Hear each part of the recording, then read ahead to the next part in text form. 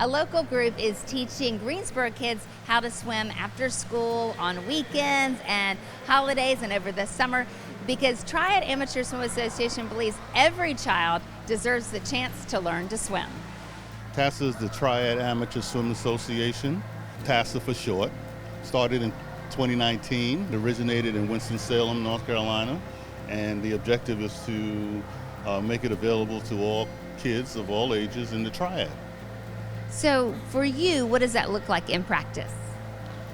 For me, it looks like all the underserved kids that are not exposed to swimming or just water safety are given the opportunity to learn how to save themselves and prevent drowning, because we have a very high rate of drowning in our community. And it's something that has been passionate for me for years.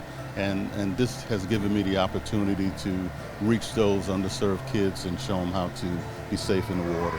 When did you first learn to swim?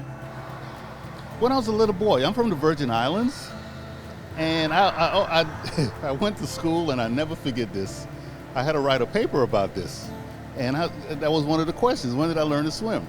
And it just so happens that my mom, when we was in the Virgin Islands, she worked at a hotel. So after school, she would go to work, and I would be at the beach by myself all the time, and I would just be there diving for shells, and that's where I learned how to swim. So self-taught. Self-taught. And I'm self-taught. And then as I got older, I hadn't swam for years and went back to college and got into recreational therapy, and I just decided to improve my skills. Why are you so passionate about teaching these kids to swim?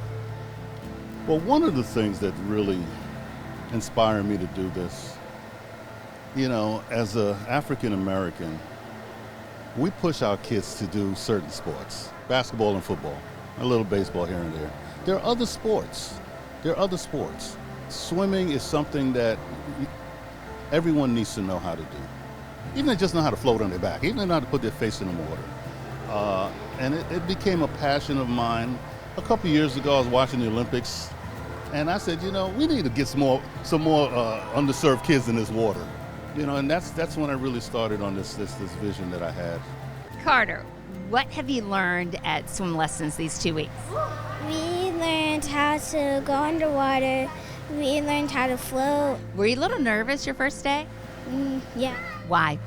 Because the water was going to be cold, and when we first had to do that, we had to kick, and every time when we got green light, we had to go really fast, and it was just too cold for me. So how do you feel about it now? I think I'm ready to do this because it sounds more fun when you already get the hang of it. Do you think you could help some other people in your family or some of your friends be brave and learn to swim too? Yes. What would you tell them? I would tell them to not be afraid because I'm going to help you when, if we go to the pool together or we have a sleepover and we go to the pool. Avery, what have you learned this week? How to float on my back and how to swim. What do you like about swimming? That it's fun and you get to have fun with your friends and get better at swimming. Were you nervous to start? A little bit. So what do you think now? I think it's just fun and I'm not scared anymore. What would you tell other people who are maybe a little nervous about learning how to swim? That they'll always keep you safe, and they won't let you drown. What do you think about Mr. Allen? He's good. What does it look like to take a child who has had little to no exposure to swimming and water to swimming and confidence in the water? What does it take? Patience.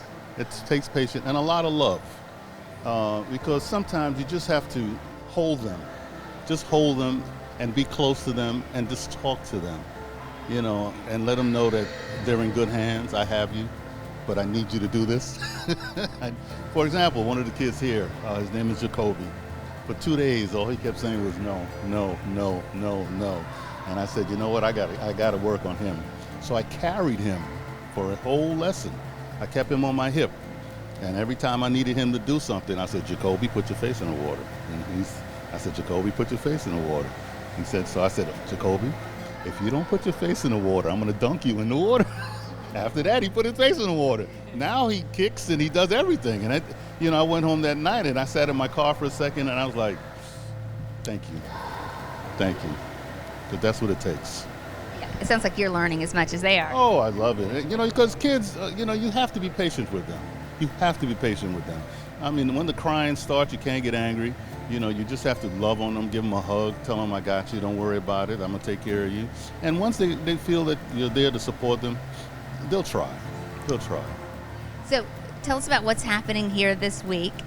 Well, this is their second week. The first week was a little bumpy. And basically we got them in the water the first day. And basically we had to teach all of them to put their face in the water. So it's a progress. It's a process that we're going through. We start with making sure they can put their face in the water, and after that we got to make sure they can float on their back. Then we got to teach them how to kick. Then we got to teach them how to use their arms. So, and then at the end we have them jumping off the side because, you got to jump in that water in the 5 or 7 feet, and that's scary for them. But most of them are doing it, and it's just a process it's a slow process, and we're getting there. But it's a lifelong skill. It's exercise, it's fun, it's safety. Yes. It's really the main part of it. Absolutely. Safety is very important. Like I said earlier, we're losing a lot of our underserved children from drowning. And if we can have an impact on that and reduce that, that's our goal and our mission. How is TASA funded? Through grants, sponsorships, donations, fundraisers, whatever we can put together to find money to do it.